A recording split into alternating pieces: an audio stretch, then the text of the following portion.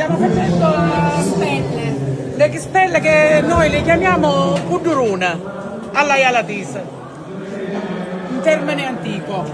Quali ingredienti occorrono per questa ricetta? Farina, lievito e basta, e acqua, acqua frizzante.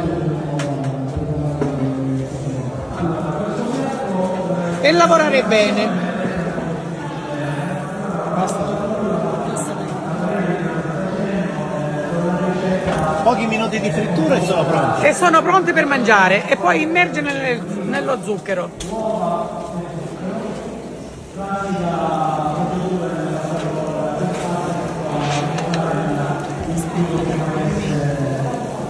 Chi sta con esce? Complimenti, un caro saluto. E alla bella Sicilia un caro saluto. Ciao. E Adriano che è bravissimo. Grazie di cuore.